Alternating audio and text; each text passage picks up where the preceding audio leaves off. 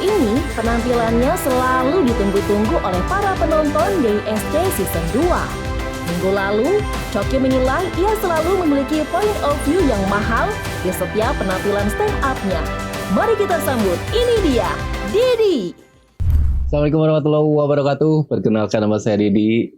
Saya mungkin salah satu orang kampung, orang miskin yang ingin ngerubah hidup. Dan seperti kebanyakan orang miskin yang ingin sukses, satu-satunya senjata mereka ya cuma motivasi doang gitu. Karena mau ngandelin apa lagi? Uang nggak punya, pendidikan tidak menunjang gitu. Satu-satunya harapan mereka ya cuma kata-katanya Mario Teguh gitu. Ini buat kita-kita yang mabok motivasi, senyum Mario Teguh tuh kayak simbol masa depan yang cerah gitu.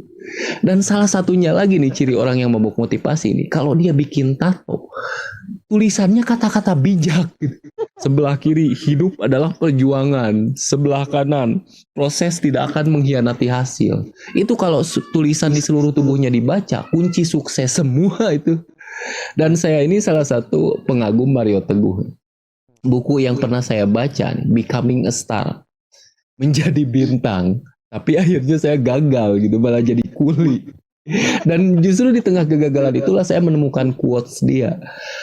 Lebih baik bekerja dengan gaji kecil dibanding menganggur dan menjadi beban orang tua. Yang ironinya, quote itulah yang mengantarkan saya ikhlas jadi kuli gitu. Padahal kalau dipikir-pikir ya, kalau cuma untuk jadi kuli doang, ngapain saya harus terinspirasi dengan kata-katanya Mario Teguh gitu. Saya ini keturunan kuli gitu. Kalau cuma untuk jadi kuli ya tinggal ngikutin arus aja gitu. Ngapain saya harus baca buku Becoming a Star hanya untuk ngaduk semen gitu. Makanya sampai sekarang saya tuh agak dendam dengan Mario Teguh gitu. Saya benci dengan semua kata-kata bijak gitu. Proses tidak akan mengkhianati hasil. Saya dikhianati Pak Mario. Saya sudah berproses menjadi orang sukses tapi akhirnya gagal juga gitu. Kadang-kadang saya nyesel gitu, ngapain saya dulu jadi anak baik kalau akhirnya jadi kuli juga gitu. Kayaknya kalau dulu saya nilep uang SPP nggak bakal berpengaruh dengan hidup saya sekarang gitu. Dan yang paling menyakitkan itu ketika ada anak bandel tapi hidupnya sekarang sukses gitu. Sementara saya yang sudah berproses jadi sukses malah jadi kuli gitu. Gimana gak sakit hati gitu. Kalau saja saya dulu sudah kenal Coki Pardede, mungkin saya sudah ateis atau minimal jadi pemuda tersesat lah. Karena itu dulu yang anak-anak bandel gitu, teman-teman saya yang tawuran, ngelempar-lempar batu. Justru sekarang saya ngalamin ngelempar bata gitu. Itu kayak karma tapi tertukar gitu. Dan gara-gara ada anak bandel yang ternyata hidupnya jadi sukses, nih sekarang saya jadi bingung gimana caranya ngedidik anak saya. Mau saya biarin bandel, ya berarti ngajarin gak bener. Mau saya didik seperti dulu saya, takut jadi kuli. Saya didik, terima kasih. Wah, gimana ya? Apa yang terjadi? Tapi gini, gue notice something. Menurut gue joke-nya ada. Yang miss tuh menurut gue opening. Ya, menurut gue yang membuat kita tadi sampai terbahak-bahak di akhir tuh 5 detik pertama tuh gue beli. Ya, begitu 5 detik pertama gue beli, terserah deh lo gue mau dibawa kemana gitu. Ya. Dia openingnya apa ya? Makanya lo aja lupa gue juga. Pokoknya menarik tuh pada saat tadi apa kelas Kelas tuh lucu. Terus kayak dia nilep SPP. Itu lucu, ya, ini quotes-nya Mario Teguh yang itu membuat lucu. Dia ikhlas jadi ini tapi lama banget dia sampai ujung sananya. Iya. Buat gue yang memorable kayak tadi Ricky gitu langsung kayak ya buat apa nanya arti kehidupan satwa, boom langsung. Ya. Oke, gue siap nih, ready to go. Siapa tadi si Ziung juga. Putra juga. Putra juga. Kita ngobrol aja. Kita ngobrol deh ya sama Didi, Kang Didi. Malam Kang. Apa yang terjadi Kang Didi? Saya nggak nyimak videonya. Ininya mati terus. Oke, kalau tadi gua mati ya. terus sinyalnya. Oke. Aku rekap tadi kata versi Coki dan Adri ya. Materi-materi di awal kurang jadi nggak dapat simpati di awal. Terus banyak yang nggak kena malam hari ini, Kang Didi. Ya, Nah, kalau ya. kalau buat gua ya Kang Didi ya, gua ngerti jokesnya di mana. Yes. Tadi di pertengahan ke belakang ger.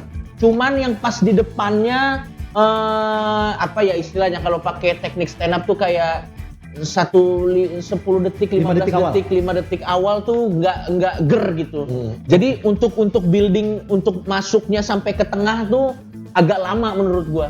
Itu baru mulai lucu menurut gua sampai di titik yang quotes Mario Teguh yang bikin lo ikhlas jadi kuli. Nah, dari situ ke belakang tar lucu semuanya. Tapi yang pas sebelum dari sini nih ke sininya nih kosong sih, gua nggak dapet aja sih kalau gua nggak dapet sih Kang. Ya. Kalau lo Dri, kalau gue tuh ngelihatnya Didi tuh suka ada dua. Didi yang kemarin menurut gue, lo tuh ngerasa lo kalau membuat materi kawinan sama materi yang tadi sebetulnya yang lebih diri lo tuh yang mana ya? Bang bisa diulang nggak pertanyaannya? Mati terus. Mati-mati. Didi tuh ada dua gue ngerasanya. Didi yang ngeliatin kuli di kawinan. Oke. Sama Didi yang dalam. Gue pengen nanya dia tuh lebih deket kemana orangnya? Karena Pembahasannya ya. Ya sebagai person gitu. Oke. Maksudnya gini, nextnya kalau buat materi menurut gue dia harus ngambil elemen-elemen. Oh gue tahu nih waktu itu pas kawinan nih materi itu menyenangkan gitu, diterima tuh enak gitu. Ya. Ini tuh ada banyak yang kayak dekat sekali dengan ini Didi lagi mau ngejokes apa lagi mau apa ya gitu. Iya. Nah itu penonton nggak boleh dibikin ragu tuh, lo harus clear dia lagi ngejoke gitu. Ya. Oke. Jelas nggak Kang Didi? Putus-putus ya? Gini ya, saya coba tangkap pertanyaannya ya.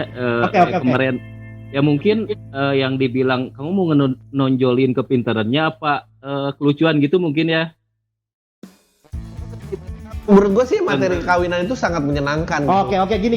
Mungkin Kang Didi. Iya. Kang Didi, ini dengar suara saya dengar Kang Didi? Apa putus-putus? Ada. Cuman ya coba lanjut. Oke.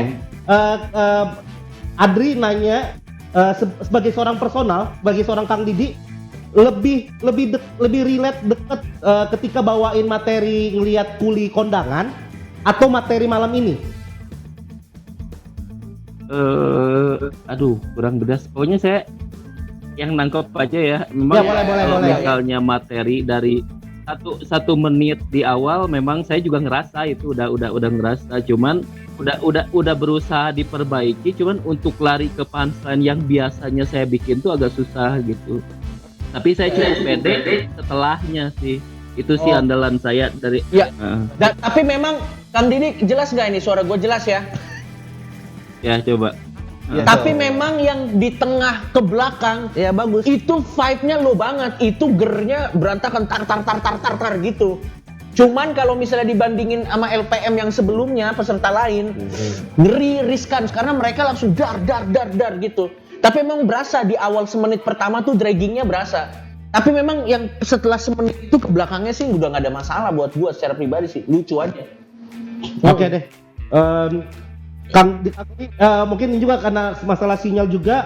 Kang Didi, ada yang mau disampaikan ke penonton nggak? Ya dukung saya aja supaya tetap lolos. Mantap Kang Didi, terima kasih banyak Kang Didi. Sehat-sehat ya Kang Didi. Salam buat Siap. anak dan istri di rumah.